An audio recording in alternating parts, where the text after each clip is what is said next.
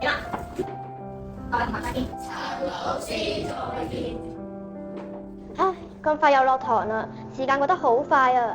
係啊，就嚟畢業禮啦，其實我仲有好多嘢想同老師講㗎。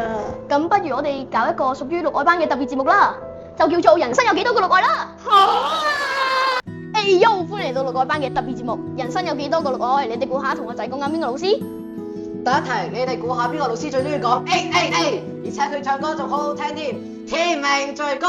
啊，我知道啦，佢肯定就係我哋親愛嘅吳主任啦。佢雖然表面上睇落去好嚴格，但係佢有時都好幽默㗎。佢仲試過着住童軍裝上堂添啊！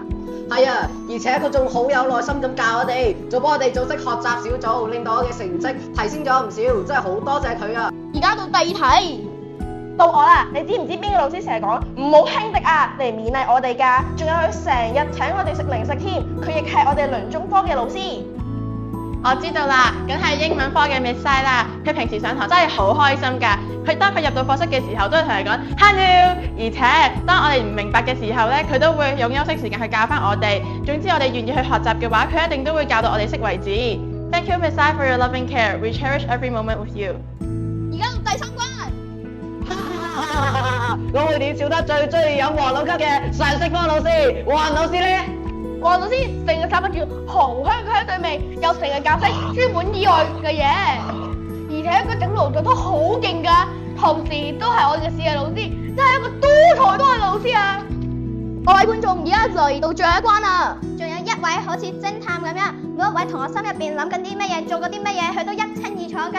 佢又好似我哋攝影師咁樣，當我哋每次去玩嘅時候，會幫我哋整最多嘅靚相。啊，我知啦，佢一定就係我哋親愛嘅班主任陳老師啦！好想多謝佢教識我哋人生中嘅道理，點樣去面對困境，同我哋一齊解決困難。佢就好似我哋人生中嘅明燈一樣，指引住六愛啊！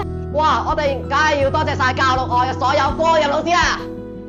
教我哋電腦科嘅李主任，教我哋體育科嘅盧主任，教我哋音樂科嘅老師，教我哋圖書嘅梁老師，同埋要感謝我哋嘅校長、全體老師、職員、校工，多謝你哋呢6年嚟嘅悉心教導，同埋俾咗一個咁靚嘅環境我哋。多謝你哋。